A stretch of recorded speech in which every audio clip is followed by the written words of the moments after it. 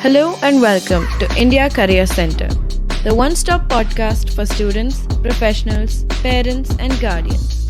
In every episode, we will try to deal with a current topic that needs expert advice related to career guidance and career mentoring. Please welcome your host, Dr. S.P. Mishra to the show and happy listening. Ladies and gentlemen, welcome to another episode on India Career Center.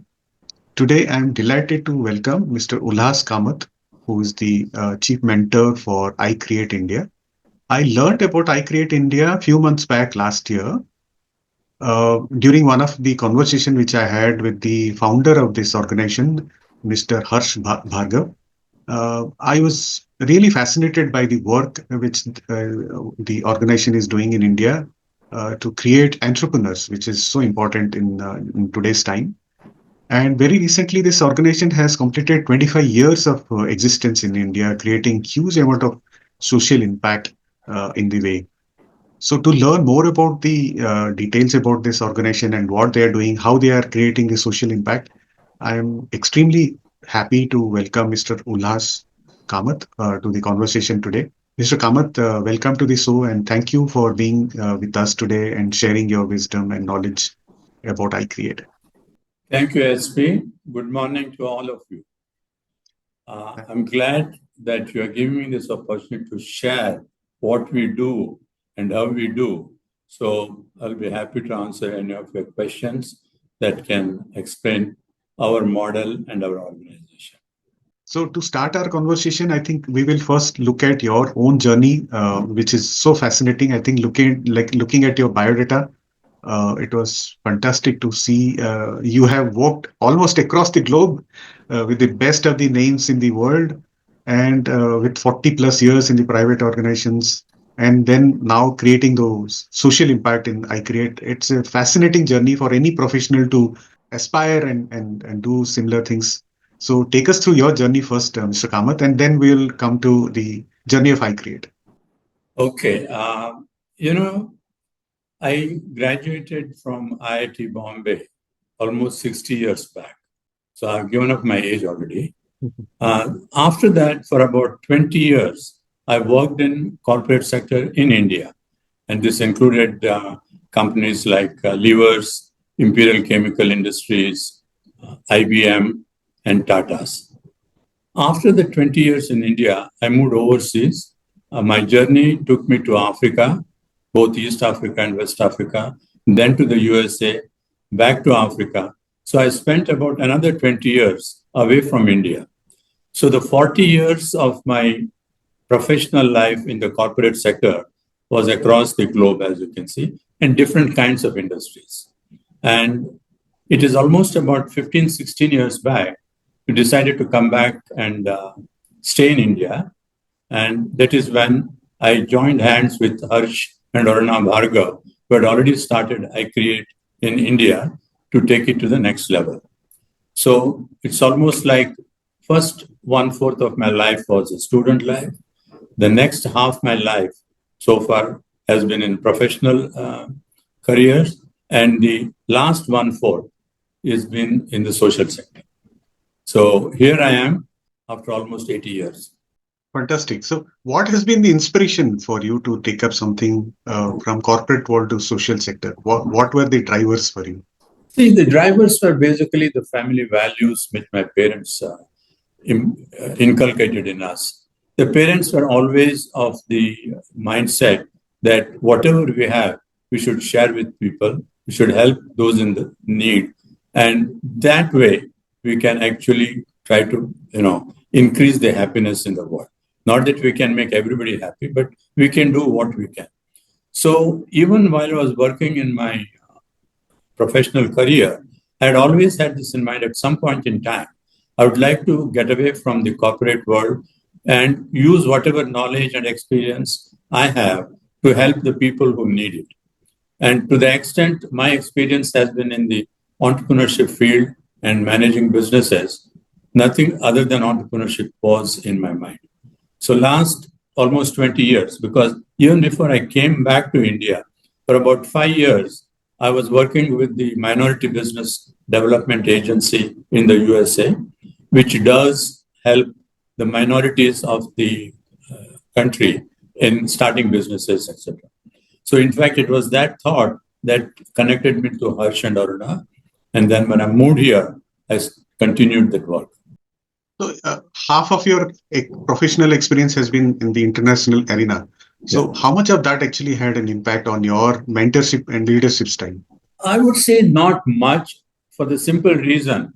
See, the leadership skills are situational, and also there is a cultural bias in that. So I don't think my working overseas had any great impact in terms of changing my leadership style. My leadership style has remained the same, whether I was working in India or Africa or USA. As far as mentoring is concerned, in fact, mentoring is not new to Indian way of life. We had the Guru Shishya system, the Gurukul, where the Shishyas used to go and learn at the feet of the master. It was much before, I think, the Socratic method of questioning was made popular. We have the Upanishads. Upanishads really are a question and answer and a dialogue between the teacher and the disciple. And so these kind of things were already in my mind. So to answer your question, did my overseas stint change my view about leadership or mentorship? No. Did it reinforce it? Yes. But then some of the cultural impact of whether it is USA or Africa, East and West, where you worked, those cultural impacts had some influence on your life? Not much in the sense of, see, if you're rooted in your own original value system, these peripheral ones don't make much difference. See, okay, there are things like which you won't find it in India, but you find, for example, if you want to mentor somebody in the USA, the first thing that you worry about is lawsuit. So you have a very tight legal agreement, so to speak, absolving you of everything that the other person might do. But in the Indian context, that is not required. In fact, we have so many people who we mentor, we don't have any legal agreement with them. But doing so in the USA would be very, very dangerous. It is a litigious society. And so from that point of view, you change your methodology and the process to take care of the cultural issues. Right. But the fundamentals of mentoring, trying to help somebody build up the capacity of that individual, that doesn't change. Okay. So do you feel mentoring, you gave the example of Upanishad, which actually takes us back to, I know, thousands of years back for Indian society. Whereas when it comes to USA, which is maybe about 300-year-old country now, is an evolved society. So the approach to mentoring could be different, right, in both the context. While mentoring as such is not new, probably to across the world, but the approach to mentoring probably is different. And one of the impact, what you said, is that the societal behaviors do impact the way you conduct mentoring. So what do you think? No, so my belief is mentoring is one-on-one. So your process is individual. Because when you meet somebody whom you want to mentor, you take the full person into consideration, his background, his idiosyncrasies, if there are any, and try to respond in a way that doesn't put him off. So in my view, there is no one size fits all kind of a mentoring system. Yes, there are some fundamentals, but each individual mentoring is unique. Yes. And that is where you have to take not only the social, cultural, even the person's background, what kind of a life, social life he has had, what kind of a family life he has had, because mentoring requires trust. And to build trust, you cannot have a standard formula. You have to tailor your response to the individual sitting in front of you. Right. Absolutely. I agree. And now that we have talked about mentoring, the another area which is something which you have done it yourself for many years is leadership. So as per you, what are the core qualities which one should possess as a leader? See, in my view, and this is what I've practiced, there are 5 things. I mean, there are books and books written about this, but to distill it, 5 things. First, lead by example. Hmm. If you don't do what you're asking other people to do, you're not a good leader. Yes. You should be able to do it, and you should do it. Second is effective communication. Hmm. You can hardly overrate the importance of communication, because if you are leading, you're asking somebody to do something for you. So you can't communicate effectively. Then again, you lose the plot. Third, I would say is monitor and review, Mhm. because you can't tell somebody just do it and not be there to help the person if certain things don't go the way they're expected. So that is what I call as monitoring and reviewing. And of course, encourage. Hmm. Encourage the person who you are leading to do the right thing and appreciate when good things are done. And last but not the least, provide solution. See, you are a leader and your follower comes to you with a problem. You can't say that that's not my problem. You should be able to give some kind of a solution and a guidance. So these are the 5 important qualities of a leader, in my opinion. Okay, the last one you said provide a solution. Yeah. So is there a danger that that could lead to a situation where your leadership style becomes a top-down approach rather than encouraging a bottom-up approach? No, when I say provide a solution, in fact, I'll tell you how I used to do the thing. So if somebody came with a problem in the organization, so I tell the person, fine, that you've given me the problem, give me 3 different solutions you think can work. Right. And then I'll work with the person to weigh the consequences of each and make a decision. So the decision is made by the person who came with the problem. So when I say provide solution, I meant the direction to think through. Right. Not saying that, okay, you do this because this is the problem. That is authoritarian. Of course, at times authoritarian style is required because I Yes. said leadership is situational. Hmm. If there is a fire in the building, you don't sit down and take vote what we should do. Yeah, You give an order to evacuate the building. that's That may right. sound like authoritarian, but that is a situational leadership. I agree. And I'm sure there would be many such situations in your 40 years of professional career. So would you like to share some of the interesting, memorable anecdotes of your career? Not so much in the organization, but in the social, not the environment. I'll tell you what happened when I was in Tanzania. See, Tanzania, we were involved in manufacturing safety matches. Okay. And safety matches in Tanzania is an essential commodity. We used to import chemicals, obviously, from overseas and make but the foreign exchange situation in the country was so bad that there was hardly any foreign exchange available. Though we used to export our product. See, we used to make duplex boards, used to make matches, we used to make sisal fiber and sisal pulp, all exported. But we would export, but we would not get any foreign exchange. And not because of anything other than the fact that the country's foreign exchange requirement was so large, they were not able to give it to us. So one day in my meeting with the Bank of Tanzania, which is the equivalent of the Reserve Bank of India, I had a meeting. I mean, we used to always escalate the issue. So I had a meeting with the governor of the Bank of Tanzania, and we were brainstorming. So I suggested to him, see, if you don't do or don't get, we are not able to export. And whatever little that you are getting, that also will dwindle.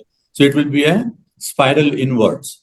So why don't you think in terms of give us the permission to keep the foreign exchange that we are earning in a custodial account, and X% of that will be utilized by us for our requirement, and the balance will go to the government coffers.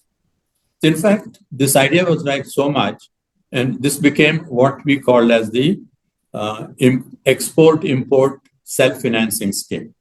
The Bank of Tanzania, first we introduced it in our company, and then it was made available to other people. Now, this is the thinking out of the box kind of a situation. And there have been many others, but, Yeah, this is something like a kind of a escrow account system. I mean, though it not exactly Yeah. escrow. It was identified and earmarked for our use, X percent, like 80% would come back to us for our legitimate imports, 20% would go into the coffers of the Bank of Tanzania. So that scheme we introduced. Fantastic. So, Mr. Kamath, you have seen the world move from, in terms of technology, I would say. I think you have seen several transitions in technology advancement and the sheer pace of the nature of the world today. So, what would be your style of or approach for mentoring young entrepreneurs in today's time? I mean, in today, I think every day we are talking about something new happening, especially in the technology space. So, what would be your approach today? See, and especially when it comes to mentoring for business, and I'll confine myself to that, the fundamentals haven't changed. Hmm. When I say fundamentals haven't changed, you must have an idea that you can convert into a solution to a problem which few people or many people are facing. Absolutely. And they're willing to pay for the solution that you're providing. Yeah. Now, so my advice to the young entrepreneurs and others is, first of all, don't start a business in a domain where you don't have the knowledge. Hmm. So domain knowledge is very essential. And I'm talking about the young people who are starting. I'm not talking the big conglomerates because they can hire people with domain knowledge. I'm talking about the people who want to start business. And don't do a copy-paste job. Just because somebody has started a particular kind of business, don't assume that you will also be successful. Because what is required to be successful in that business is something we need to understand. See, we have a mantra that I create called I hope. It's an acronym that we have derived from the 5 stages of converting an idea into a marketable venture. I stands for idea. Mhm. Idea anybody can get. Okay, the dime a dozen, so to speak. But is that idea marketable? So the next stage of our process is doing homework connected with that idea. Hmm. So the H stands for homework. The homework is really conglomeration of the various research that you need to do, market research, competitive analysis, collecting all the information needed for your own product or the service to be implemented, etc., etc. So once you do the homework, you need to find out if there's an opportunity. Hmm. And when I say opportunity, I'm talking about, is there opportunity to make money legally? Because Right. ultimate business idea of the business is you want to make money in a very legal way. So that is what is when all the computations take place. You try to ascertain your cost. You try to ascertain your startup funding required. You try to figure out what can be the price, and at different price points, what could be your market size, etc., etc. Ultimately, to see whether the business is commercially viable and technically feasible. That is the O of the I hope. Now, once that is done, then you need to do the planning. Because at the homework stage, you have identified various things that are needed. But now the rubber meets the road. You are ready to start. So you need to identify exactly where are you going to have the factory? Where are you going to have the office? How many people are you going to recruit of what skill? Which machinery of which make? Of what capacity? So all those details you have to put down, plan, and then actually implement it. The implementation is the execution. E in the I hope stand for execution. So this is the process through which we take our people, and we never tell them about what business they should start. Hmm. Because moment I say you start this business, it becomes my business, not his. Right. So idea is something that we make them generate. We help them in the process. For example, we say, identify what skills do you have, or what is your hobby, Hmm. or what is your passion, or what kind of resources do you have that you can utilize to start a business. So with that, once the idea is available or he identifies an idea, we ask them to think about the model, because idea is different than model. Yeah. Idea maybe in the food service industry, but the models can be 4, 5, 7 different types. So you got to be clear about your model, what some people call as the canvas, but we prefer to call it as a model. So once the idea and model are ingrained in the person's mind, then the homework starts, then the opportunity. Now, to answer your question about the fast-paced world, what is it that we're doing to help in the process? There is no shortcut to idea, but when it comes to homework, there are tools available. And I'm talking about the AI. Right.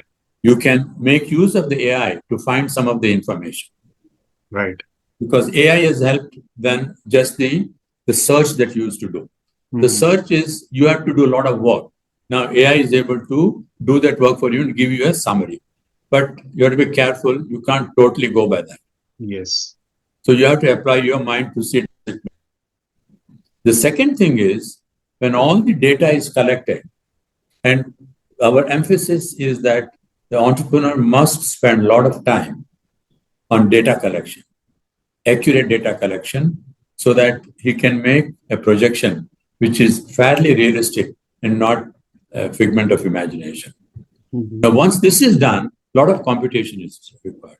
In fact, we have developed a business plan development tool which does all of it without the person doing any computation. All that the person has to do is do the data entry of the various parameters. They created forms and formats, and out comes a business plan with all the financial statements, with all the narratives. In fact, we developed it so that even the narrative comes from the computer because you have answered some questions.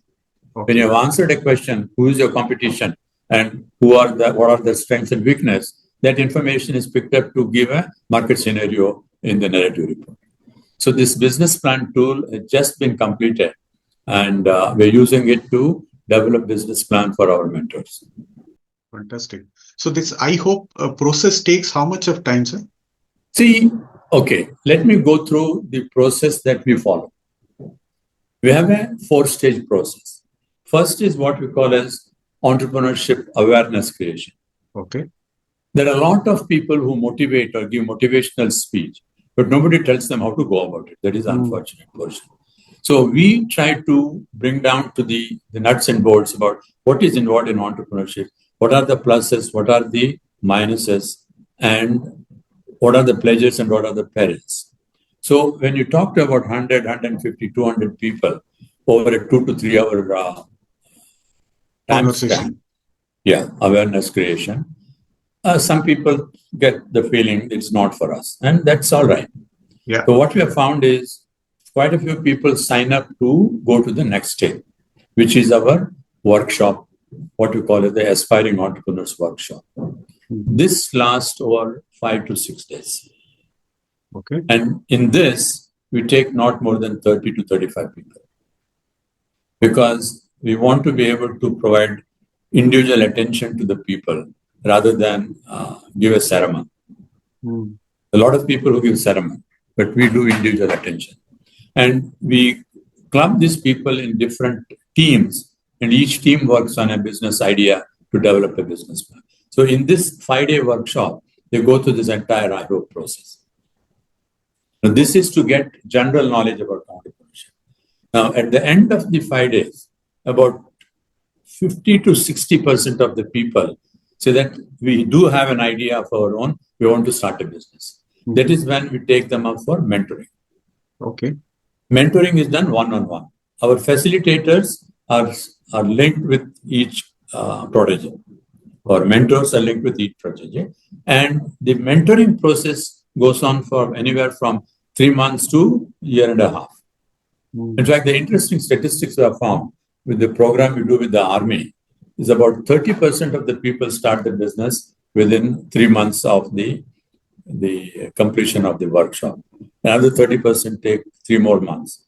By the end of the year, about 80% would have started the business. Another 20% take next 2 to 3 quarters. And that's okay because each one has its priorities. Each one wants to spend time on doing the homework, etc. We don't rush anybody. But they are in touch with us all this time. We periodically talk to them. They call about things they need information on, the help they need. And once they start the business, that's when our hand-holding starts. The hand-holding is when the actual business is being run. They come across problems which they might not imagine. And they want to talk to somebody to get guidance. That is the hand-holding process. And this goes on. There's no timeline as such. So to answer your question, the I hope and subsequent business startup, our relationship continues as long as the protege wants our help. Okay. And you mentioned specifically about Army, but are you open to taking up anybody as mentee, anybody who is interested to enroll in your open program? Let's say, in fact, what we're doing right now, see, when we started iCreate, we started with self-help groups, youth, etc., etc. It is only about 8 years back we set up this program for the Army veterans. Okay. Where the retiring Army veterans, we have about 17 centers in the country, 2 in Uttarakhand, 4 in UP, 1 in Delhi, 1 in Madhya Pradesh, 4 in Maharashtra, 3 in Karnataka, etc. Where at the Army units, we conduct these programs. Okay. Now, that is going well, and we're increasing the number of centers to take care of the total Army's requirement, which is about 40 locations. Army retires about 60,000 of these people every year. Okay. So all of them need this. So that is the one stream that we are doing. In this meantime, we have been thinking about what do we do for the others, you rightly said. And as a first step, we have published a book. In fact, I want to show this to you. Okay. You can see the... Yeah. Okay. It's called How to Minimize Business Failure. And I'll give you the background why we titled it this way.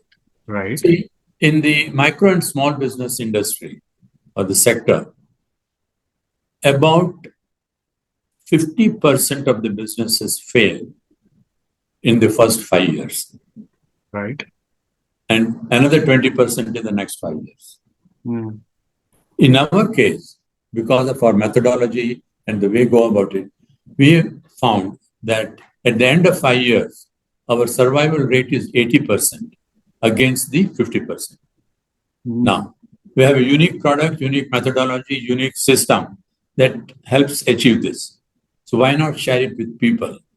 So this is why this handbook has been just published. In fact, it will be available on Kindle in the month of April. Okay. Now, and what about the hard copy? Also available? No, we have not done the hard copy because maybe we'll do that later. Okay. But the Kindle is one that we want to go with because it is the least cumbersome, let me put it that way. We printed few for our own use, but we have not put it in the market. Okay. Now, this book is meant for those who want to become a mentor. Oh, okay. Okay. That's why I called it. It's a handbook for micro and small business mentoring. Okay. See, what I'm envisaging is there is a need for business mentors as a service provider in the country. Business mentor. Okay. Because a lot of people, they don't go to IIMs and the IITs, but they want to start a business. They don't know how to go about it. And they make the wrong choice because they copy his brother-in-law and start a business. Yes. So I'm envisaging a group of people who will be providing service to the entrepreneurs who want this service. Absolutely. I call them as business advisors. Oh, yeah. Now, they need to be trained. Yes. And see, even God doesn't have all the time that he needs. That's why they say the God created mothers because he could not be everywhere. Similarly, iCreate cannot be everywhere. So we are trying to create what we call as the iCreate business mentors. Fantastic idea. And this will be a certificate program. I'm working on the details of it. Soon I will have a complete package on what this program will be, where it can be taught, who will do it, including I'm thinking in terms of roping in some of the educational institutions where they can provide this as a certificate program. Yes. So it will be a certificate program for what I call as ICBM, not the missiles, but I create business mentors. Okay. So who will be able to use our methodology, our technology, our tools and other things to help the people and make a living for themselves in a very legal manner. Right. So to answer your question, what about other people other than the army? This is what we have in mind. Very important, because in today's time, I think the numbers are actually mind-boggling. We have more than 1 crore youth coming out of higher education in India right now. And I presume we don't have so many formal jobs right now in India. And I believe your program is, I mean, with 25 plus years of knowledge and the success rate. You said 80% of success even after 5 years is fantastic, actually. And still feel that some of your programs actually should be also taught in the colleges in the third year, fourth year, so that Yeah. some young people can actually take up this as a sustainable route, actually, for You're absolutely right, SP. And we used to have a program called Change the Mindset Program. Mhm. And we used to train the teachers in the colleges to conduct this program, entrepreneurship development. Mhm. And we used to have annual competitions for business plans, etc. We also had polytechnics that we trained the teachers to conduct. The unfortunate portion is the part is we can't charge any fees to anybody, and the funding became an issue. Mm. There is a need, and in fact, some of the colleges have shown interest, but unless somebody takes it very seriously, this becomes a bit difficult. But what about colleges where they are willing to, let's say, they are able to take the cost? Yeah, let me put it this way. If a college or an education institution wants to implement the entrepreneurship development program in their college and they want our IP and our training, we're more than willing to give it. Fantastic. Because it is really, they can then propagate this whole thing. In fact, you may be aware, SP, I was involved along with few others in the entrepreneurship development curriculum, syllabus, and the textbook for CBSE standard 10th and 12th. Okay. Okay. Now we offered this to some of the CBSE schools that we can train the teachers and use our methodology, but didn't go much. But to answer your question, yes, educational institutions who are willing to take our IP, follow our methodology, and train the students, we are more than willing to partner with them because we're in it for a cause. We're not in it to sell our IP. Of course, whatever out-of-pocket expenses they can meet, but beyond that, we are more than willing. Okay. And is there a possibility to share, for example, let's say one college or an institute wants to actually take up this program? Yeah. Is there a ballpark figure which you can share, or it would be all depend on the individual school? It depends on the location. Say, I'll tell you what Okay. would happen. Okay. It could be that the school or college will say, these are the 3 teachers who will teach the subject and you train them. Okay. Now, that training, it could happen in 2 different ways. It could be a 1-week camp style, or it could be over a period of time. And again, if it is in Bangalore, then the cost will be different. If it is in Delhi, then. So those are all but we can always, based on the situation, we can tell them what it will cost them on a regular, because we did that in Baroda, in Jaipur with some of the colleges there. But, for some reason, the interest wanes after some time. So unless you are dedicated to the cause and not looking for an NASC certification saying that we have an entrepreneurship program, it doesn't become viable. But if you know some of the educational institution who may be willing to go the extra mile and make it a serious effort, we are more than willing to share our intellectual property and train their people and handhold them. Because you see, just because we do the training in 1 week, they don't become experts. They need handholding because of unique our methodology is unique. It is not the lecture methodology. Right. Ours is experiential learning. So those Yes. who have undergone this, they realize it. And we are more than willing to, in fact, we did this with some of the NGOs also. Some of the NGOs wanted to do the entrepreneurship. So we gave our intellectual property to them. We trained their people. So we are open. Okay. So, Mr. Kamath, if we can understand a little more about, I mean, you mentioned earlier about the various camps or offices across India where most of the army veterans are Yeah. getting trained. Yeah. But apart from that, what has been the overall network for I Create India and team size and how you do the mentoring? I mean, the Yeah. long. I mean, you handhold the prodigies for Yeah. a long time. So, how do you manage doing all that, and how you get your funding done? Yeah. Okay. To come back to the most important question, funding. We approach corporates for the CSR funding. Okay. CSR, they have to spend money. So we approach CSR.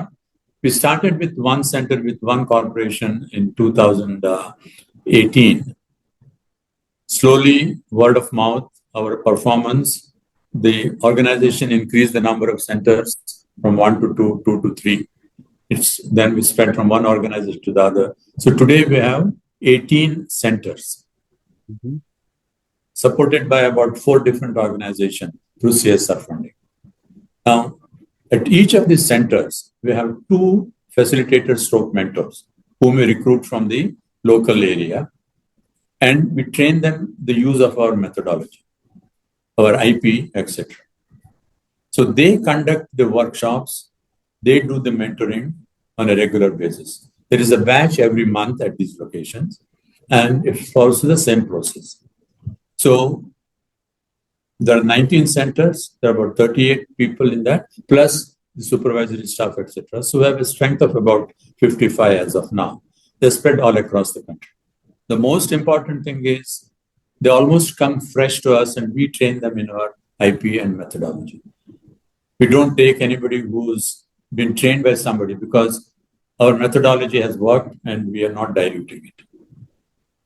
And what is the requirement to become a mentor? I mean, is there any qualification or something which you look at? No, in fact, I would call it as, in fact, that the recent thing that you might have read is people are not looking for degrees, they're looking for skills. Yes, absolutely. I agree. So I'm in that category. I don't care whether somebody is at, MBA or somebody is MSW, but we assess the person and does he have the ability to learn what we want to teach them and help the other people. Great. And in the last 25 years, I Create India has impacted so many lives. So can you take us through some of these numbers and probably inspire others also to? Yeah, to give you the major impetus has happened in the last 6 to 8 years. Okay. But to give you an idea, we have touched more than 1 lakh people in terms of creating awareness. Okay.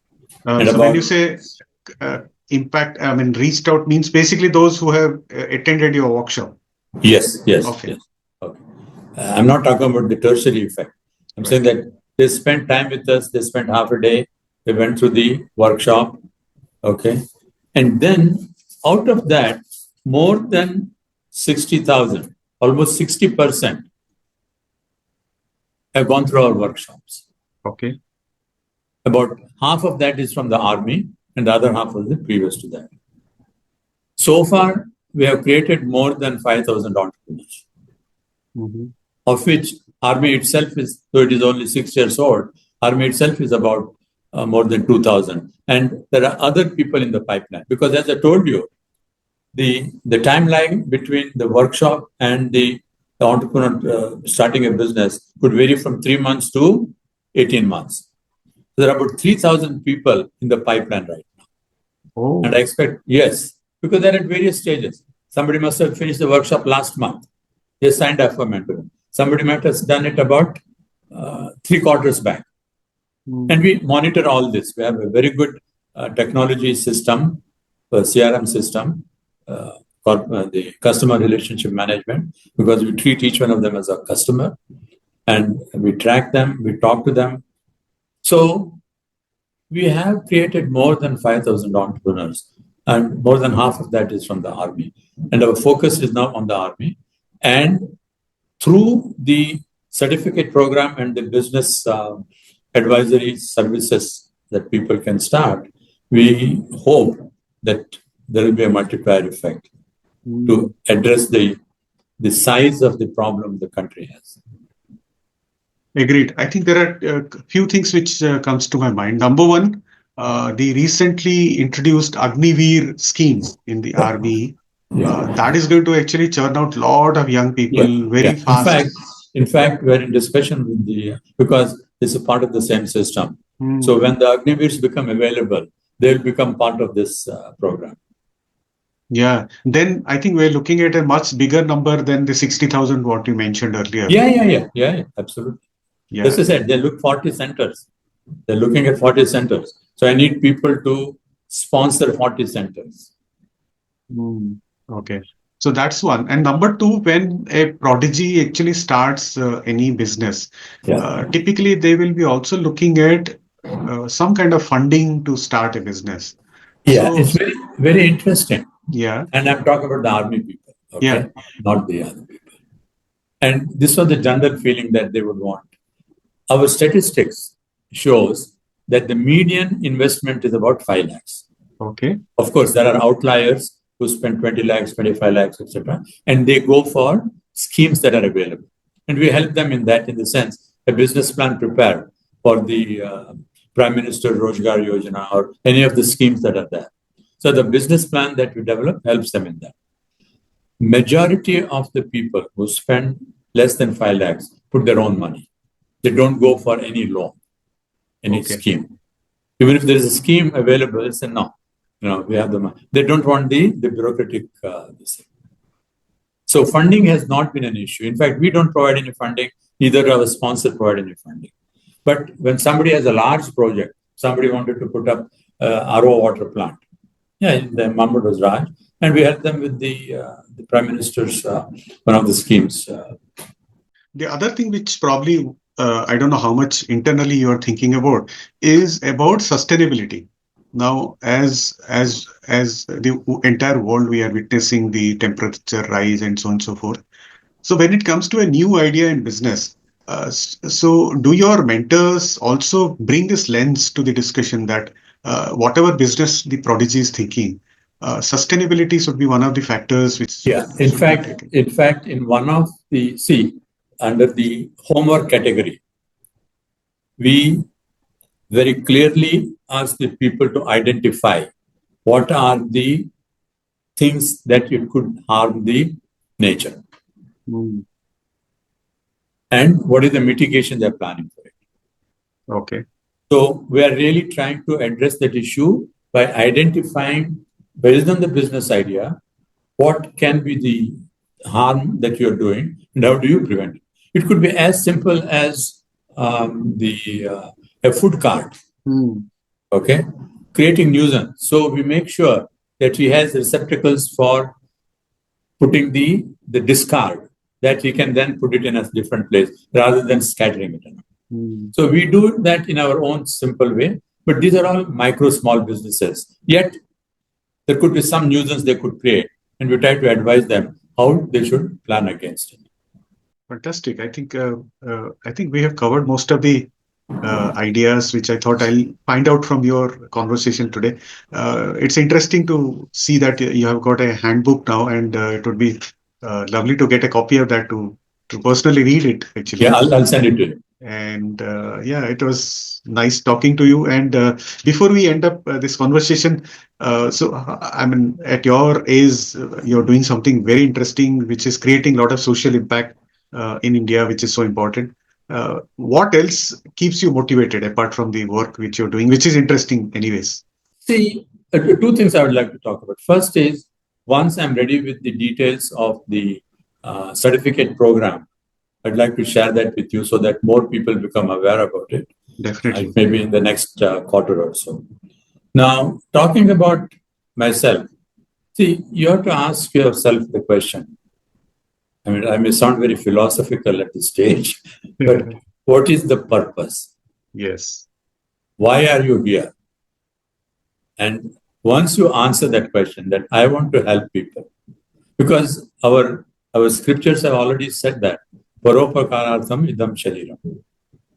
So body, mind, and soul should be used to help those who need help to the extent you can. I'm not a doctor, so I can't perform surgery, but I have knowledge in the field and I have the time to spare. So I'm willing to work with people to propagate the idea. Fantastic. It was nice to learn about your journey and about great work which is being done in I Create India, and looking forward to your new program which you're working on right now. And surely we'll share as much as possible through our social channels and our platforms, so that more and more young people can actually learn about your program, and probably more donors also come forward and support your cause. Great to talk to you today, and thank you for your time today. Thank you, SP. Thank you so much. Hope you enjoyed this episode. We sincerely wish you could take something from our conversation today and be able to apply it to your life in a positive way. We value your feedback. This can help us improve our future episodes. So share your thoughts to serve you better. If you want us to focus on a topic which you think is of importance, let us know. We will share our expertise in future episodes. So, see you soon with a new topic and help you in your career journey.